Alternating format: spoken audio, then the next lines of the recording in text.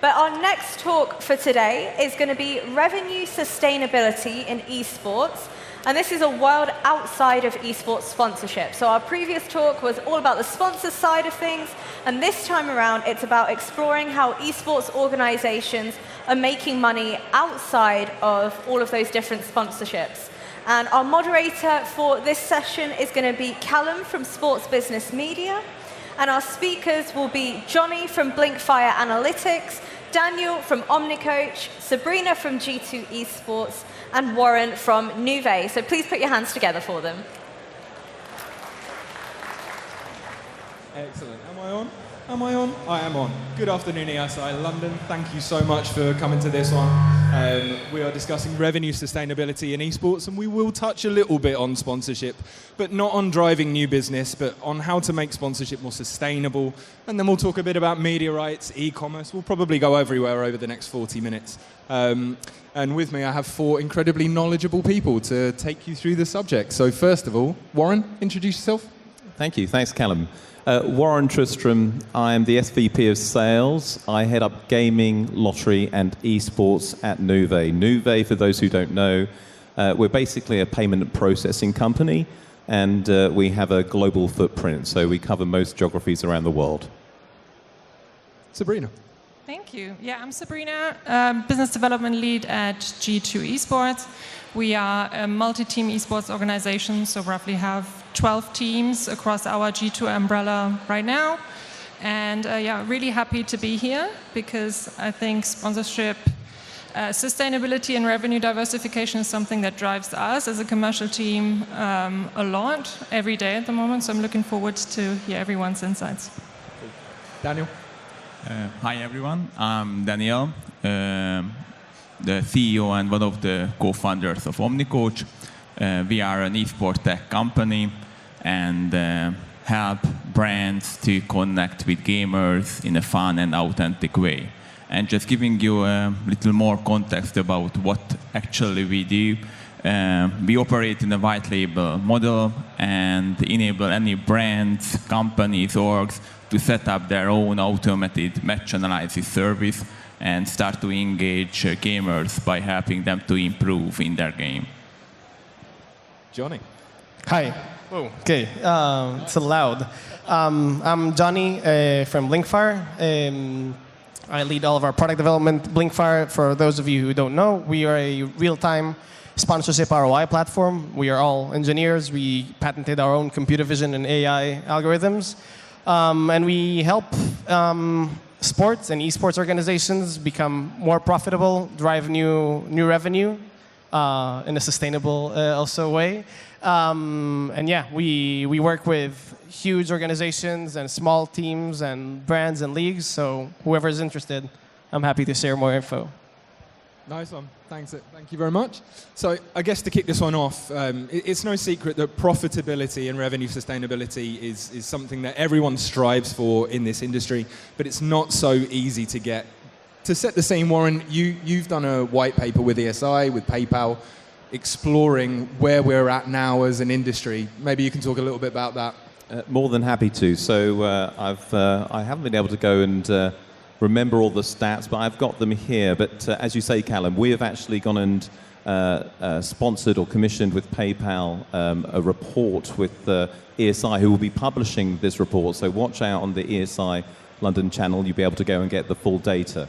But when we start talking about sponsorships, as part of that report, it says that 89% of sponsorships are the highest part of the revenue for any esports company.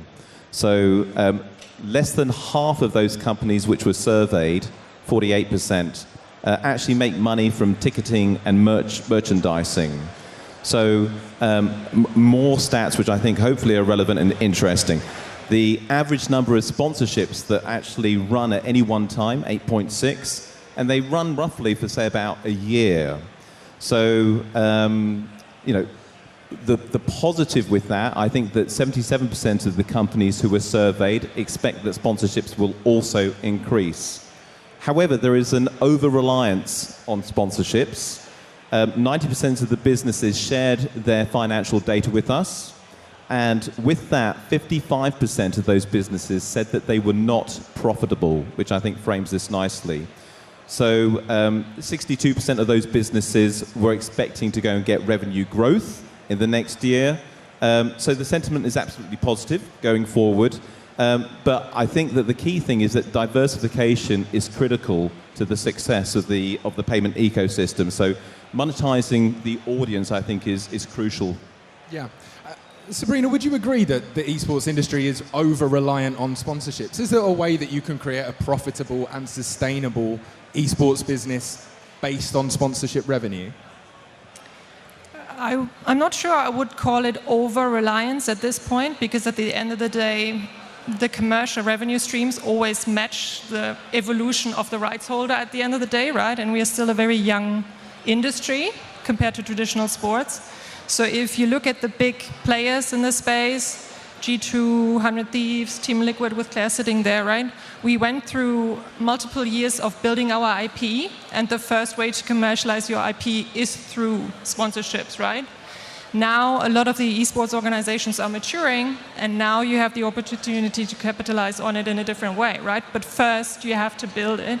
And I think from a G2 standpoint, we are super proud that from an esports core business standpoint, we are profitable as one of the things that was always super important for us, because that builds the foundation for us to then venture out and really become this entertainment brand that's rooted in esports, right? To not solely be dependent on esports anymore. And Johnny, the sponsorship deals can be quite transient in esports. They can come and go. You work specifically on ROI, right? Extracting value from sponsorships. How can an esports organization create a foundation, a solid foundation, a sustainable foundation with sponsorship, aside from going into e-commerce and everything like that?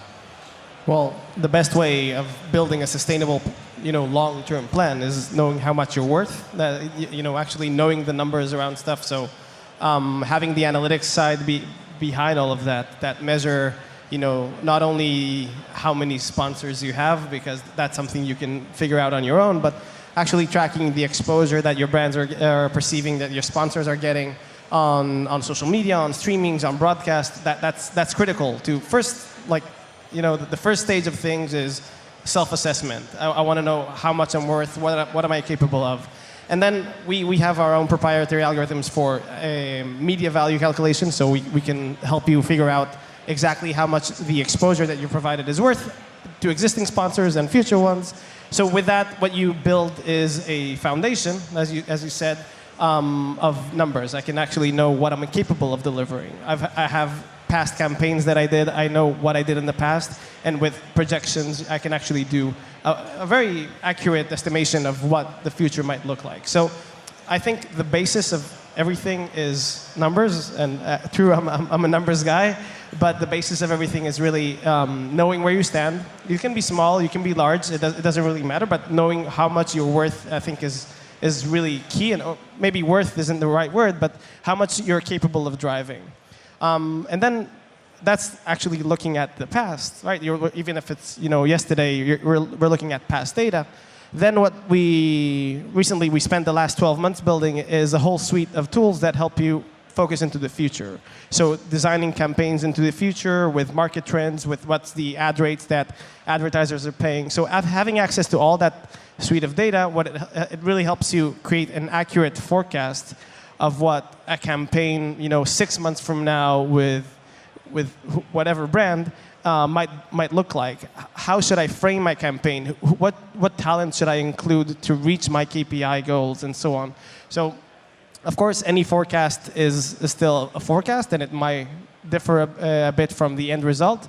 But looking at the numbers, using a solid formula, using an accurate methodology, and as I mentioned, we work with tiny teams, and we work with publicly traded esports organizations like FaZe Clan. So it doesn't matter if you're small or large, just measure and point to the future. Absolutely.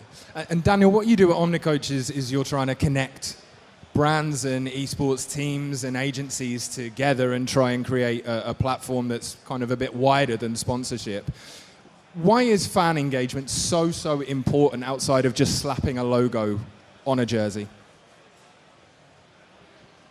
So as we see, we try to cover different use cases in our platforms, like creating automated esports academies, try to help tournament organizers to engage the more casual type of fans.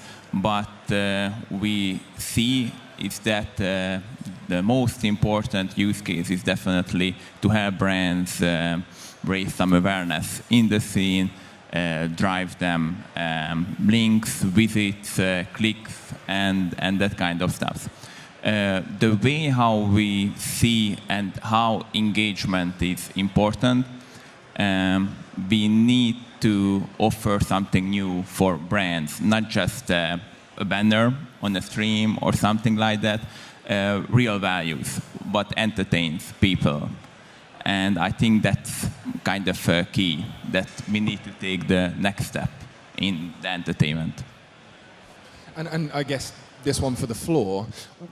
Does fan engagement and deepening a partnership, and you'll know about this one, Sabrina, deepening a partnership beyond a logo, beyond even content, does that contribute to longer-term partnerships that span beyond a single deal, beyond a single year? Oh, 100%, because it's also about building trust with the sponsor, the brand partner, right? In the beginning, it's about a big investment that you do in an esports organization or a tournament organizer, and as a brand, you're not quite sure what you're going to get out of it, what's the ROI going to be, but at the end of the day, the currency of success is always what the fan engagement at the end of the day will be, right? And for us, when we started working on, like 70% of all our sponsorship revenues are coming from reoccurring sponsorship revenues. These are long-term deals, right? And those long-term relationships with some of our sponsors, we are working with more than 6 years, and we as a business are 7 years old, right? So this is long-standing partners. And you don't do this by slapping a logo on a jersey, but it's all about like creating IP together, right? Having a sense of ownership for the brand that's baked into our editorial plans, etc. And that's needed in order for the brand to be a bit more relaxed, to not only look at losing or winning or a player joining a roster and leaving, but knowing that you build a long-term and sustainable relationship with the team fans and the organization fans. So just to build on that, really, I mean, Sabrina is the perfect person to answer that. But to support that, she started by saying that everything starts with a sponsorship, right? It starts with this, but then you build that number-wise. And again, I'm sorry, I'm always the numbers guy in every panel. But numbers-wise, it really is. There is an inflection point where a brand becomes synonymous with their partner. And G2 have done an excellent job in having their own persona, their own online presence, and brands want to tap into that. And it reaches a point where, I mean, you've been working with Adidas for many years now, right? And that kind of affinity, Red Bull, all that, it's something that you build over the years, and then the numbers really just make sense. They soar together, and you can create, instead of, you said it, instead of slapping a logo or slapping a banner like Daniel was saying before, it's more of creating that kind of content that resonates and brings the two brands together, the sponsored and the sponsee, to create a fully fledged campaign that is bespoke for that brand. That's what I think delivers the ultimate lingering effect in the fan, because they say, oh, I like the two brands, I like G2, I like Red Bull, and I cannot imagine them separate. And it's great for everyone.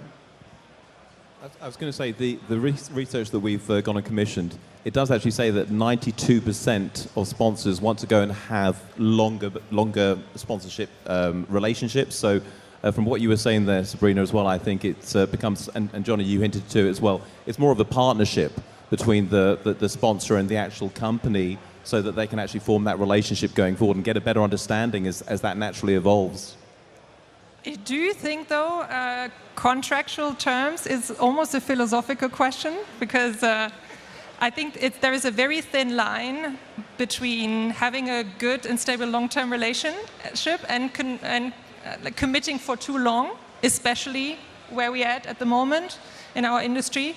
I think for us at the moment, the sweet spot is probably around 2 to 3 years, because our industry is evolving so fast, and either you have a partner that is really willing to pay this escalator, right, contractually for many years to come, or, and I think that's what my recommendation, to really keep it within the 2-year term and then reassess the partnership for then the rights holder really to capitalize on their commercial potential. Evolving what you are as a company is incredibly important to creating greater sustainability in your revenues.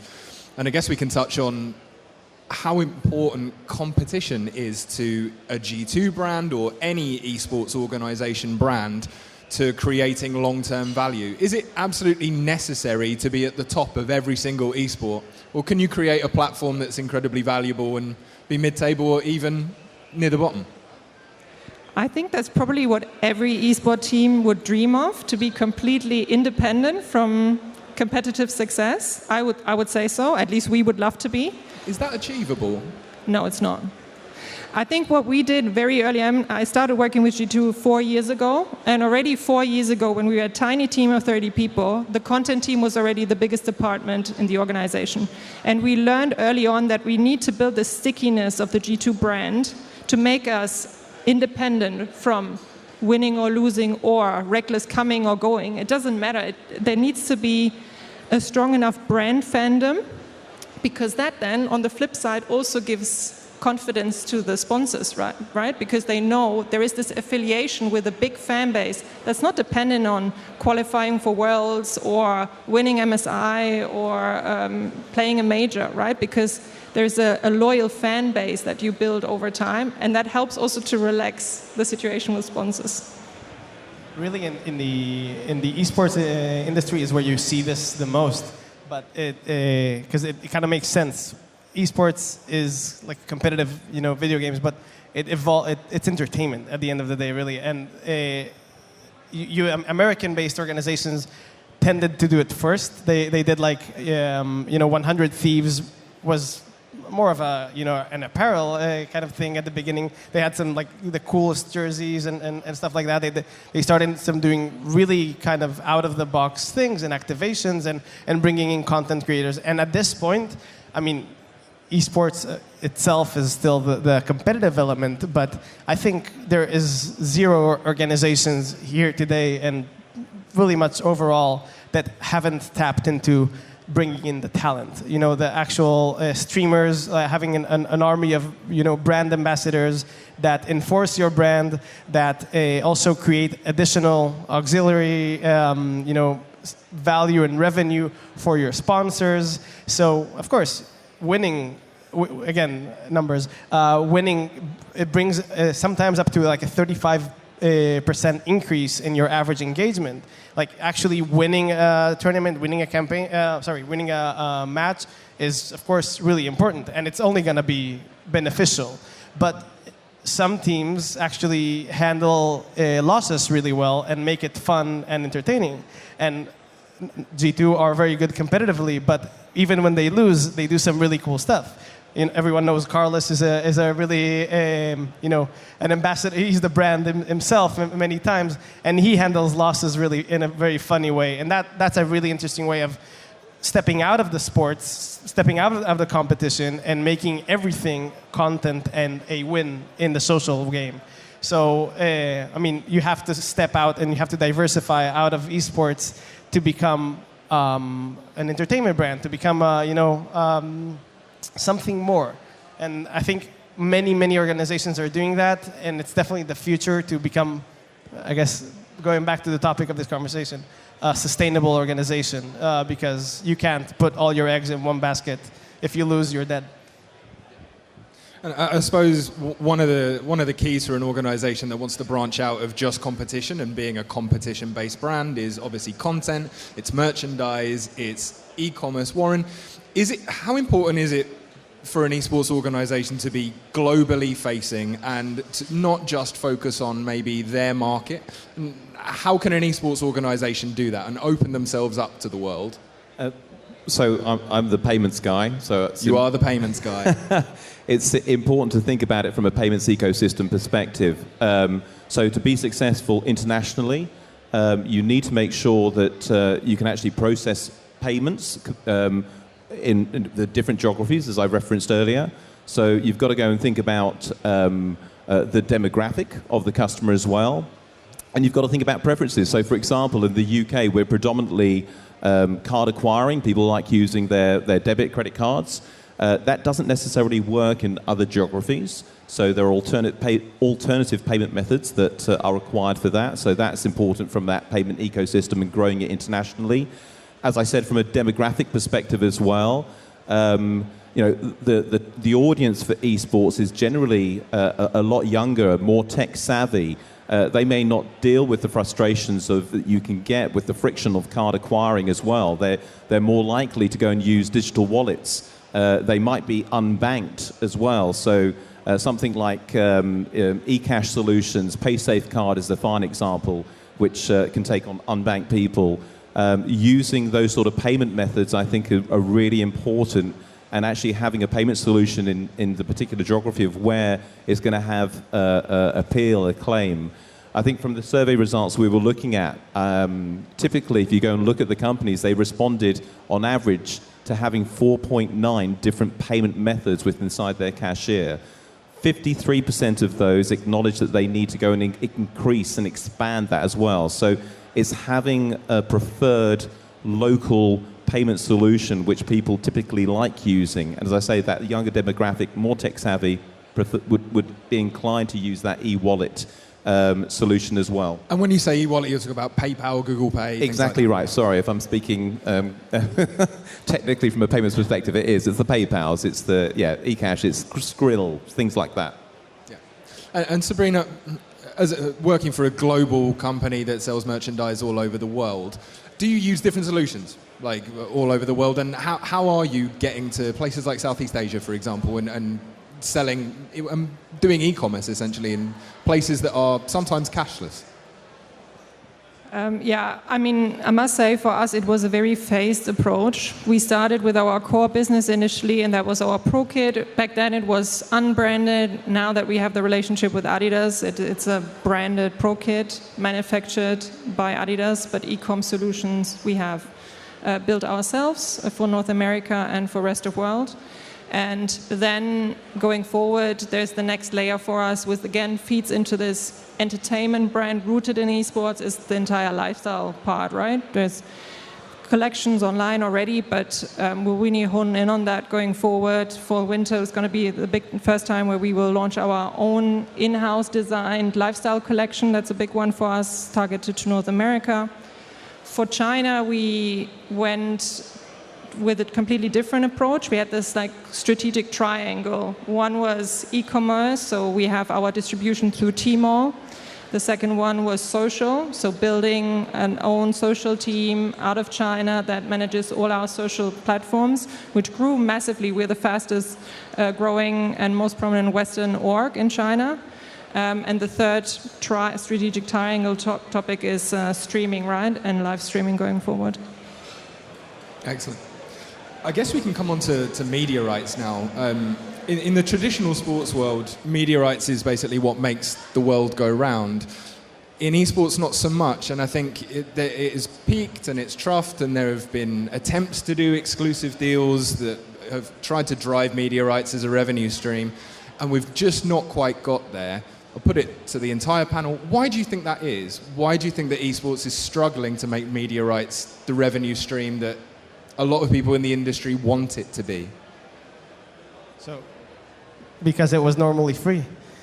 It's as simple. Why would you pay for something you can get for free in many places, right? And this is so different than we like to say that esports bases a lot of its structure on sports, but it's the internet era, and everything, everyone can stream for free on YouTube, on Twitch, on any of the many platforms that there are. So you can start there for free, no setup costs. Everyone can be a broadcaster. You can even do it on your phone if you want to. And then people are, like the consumer, the mass fans are used to seeing all the content that they want for free. So it created a system where why people are used to getting the content that they want for free. So what is the incentive for the streaming platforms? Like what they are trying to do is they want to get more eyeballs, but the actual TOs or the streamers and stuff like that, they're getting we want to get cash. And look at, I guess that's not the fairest of examples, but people going to Mixer, all the Microsoft money, they had a lot of money. Shroud went, I think, to Mixer, Ninja went to Mixer, and their viewership fell down like 98%. So that's a bad day. Why? It doesn't work. I don't have an answer. Like, I don't have the solution to how you make media rights work, on a personal opinion. But I think that's the reason. And by understanding the reason, it's how you can actually try to circumvent it and create, a more immersive experience for the viewer, to incentivize them to view it on this platform and not another platform. And I think it's a great point. Just to build on that, I think it's also the number of potential players in the space is still too small, because if you look at traditional broadcasters, there's still so much catching up to do.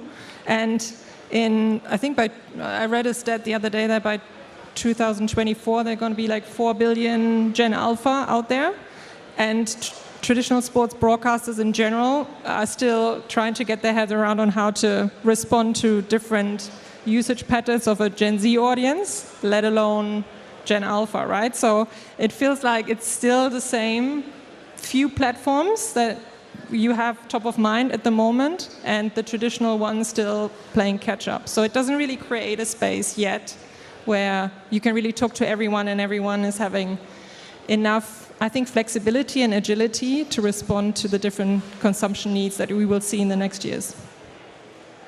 I was going to say, like live sports, live esports, that really generates the demand, the interest, I think, and you guys are far more expert at this than I am. I'm just the payments guy. However, an analogy that I'd like to try and draw a comparison with, I'm also an F1 fan. And F1, I think, was waning interest until it was, Eccleston packaged it up and sold it on. And the guys who bought it, they said, wow, they've gone and paid a ridiculous sum of money for that. That's not worth it. But the way that they cleverly packaged it up from a media rights perspective is that they were giving out free viewing on YouTube and everything else, but they gave snippets. And then with that, it's actually gone and driven huge revenue streams. I think also with Netflix as well, they commissioned that series, Drive to Survive, for those, and I hope I'm not losing the audience here, but bringing those different elements together has created a real phenomenon with F1 now, such that F1, which was on the wane within the US, they're now going to have 3 Grand Prix next year. The interest globally is huge, so they seem to have cracked it. So I think for esports, something similar can happen. And they've done that on the back of free-to-view content, it has to be said. Daniel, have you got thoughts on this?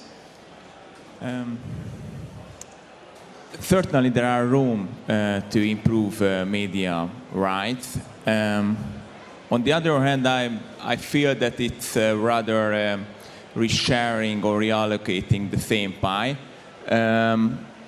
From a revenue sustainability perspective, I would rather like to see that orgs, brands, and players in the industry start to introduce new offerings to sponsors and to fans as well, just to creating new values, new services to the masses.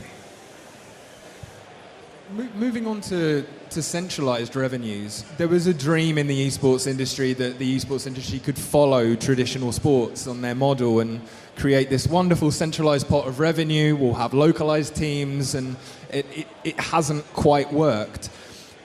Is that desirable for anyone in the esports industry to ape what is happening in traditional sports and move towards the centralized pot of revenue that is shared by X number of teams? Or are people like G2 more comfortable going on their own and saying, we'll look after our own revenue streams? Thank you. I would almost say it would be disappointing if we try to mirror what traditional sports has done, right? Because I feel with esports we have the opportunity, because you are at the intersection of sports and entertainment, it would almost mean that we are not utilizing all the entertainment potential that we have in the space, right? And there's a lot of good things if you think about franchises, etc., that were built in the traditional sports space, and I think there's a lot of learnings to take from it. But just mirroring what was done in traditional sports, I think, does not respond to the, again, different usage and demand patterns of a younger audience. And the great thing is that you don't really have to choose. You look at G2, you can do both. You can build your own revenue streams and take part of franchise leagues. There are many organizations that own a team in the LEC or the LCS, and then a team in the Call of Duty League and the Overwatch League, and you can debate how profitable those leagues are, but they can still tap into other stuff. So that's exactly. I mean, I think we should draw inspiration from sports. We should look at that as a reference. It's a trail that's been walked upon, and we should definitely look into what was done and how we can learn from that. But we need to improve, and we need to learn the differences. And there's so much more that the digital era and the esports ecosystem can provide. And just look at how traditional sports are now imitating esports. As I said, we also do traditional sports, and we helped Real Madrid start their own Twitch channel, right? And it's funny because they don't really thought about that up until 2 years ago. Esports is now trailblazing a different path to revenue that they didn't even know existed. Just 2 days ago, I think, was the closing of the football market in Spain. And all the streamers in Spain did programs specifically on football, on soccer. And it's a really interesting cross of the two industries. And we need to learn from it, of course. We need to copy the good stuff and make up what isn't good enough and make it better. And I think esports is innovating tremendously, constantly. Like, there are so many smart people in the business, which is amazing. And you'll see that I think at this point we're going to start talking more about how sports is copying esports than the other way around. I mean, if we're talking about what the prototype modern sports or esports organization looks like, it's sustainable, it's growing, it's global. What does that look like, and what is that revenue makeup? Is it still mostly sponsorship? Is it e-commerce? Is it merchandising? What does the esports organization of the future look like? Yeah, I mean, I said it in the beginning, right? For us, revenue diversification is the biggest topic for us for many months now already. But everything has to come at a certain time. So I think it's absolutely fair that esports teams that have been around for 2 to 5, 6, 7, 8 years are focusing on sponsorship first. And that's a healthy path, right? But as you said, what comes after? And I think only once you have built this strong brand awareness and fandom and stickiness, this is when you can start tapping into D2C commercialization, right? So on the G2 side, we have, over the last 3 years, built our own insights department. So we've been gathering a lot of consumer insights over the past years, and on the back of that feedback, we built our membership program. And that membership program will be commercialized, right? So that's the first direct-to-consumer angle. The other one is through our partnership with Solana. We're looking into the Web3 and NFT space and how far we can there authentically and sustainably build a path for us. And the third really big one, again, playing into this lifestyle angle, is obviously e-commerce. Yeah, because at the end of the day, we want to widen the funnel. We want people to wear G2 clothes that don't watch esports, because they like the fabric and they like the style and they like to be affiliated with what G2 as a brand looks like without watching esports necessarily. I was going to say, I think a good analogy of that is that lots of people buy Ferrari merchandise, but I guarantee they don't have a Ferrari. I did want to go and regurgitate a few more stats, if that's okay, just when you start talking about internalization of e-commerce and all. And this came from the study, as I say, please look at ESI London, that's going to have the report which is coming out there. But as part of that survey, we're asking what were the top concerns that those companies may have had, and they said processing international payments. So 61% said that they found this a challenge, with over a third of those companies saying that they actually were actively not happy with their payment provider as well. So when we start looking at that, I think that 30% of those companies surveyed said like 10% of their customers were international.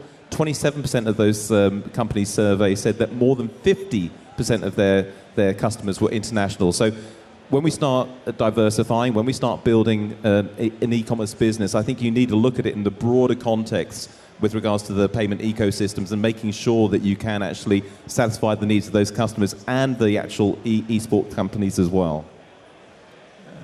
Maybe if I can just add something, like I like to connect what Craig said in the previous panel from Fnatic. They really believe in digital-first solutions and services.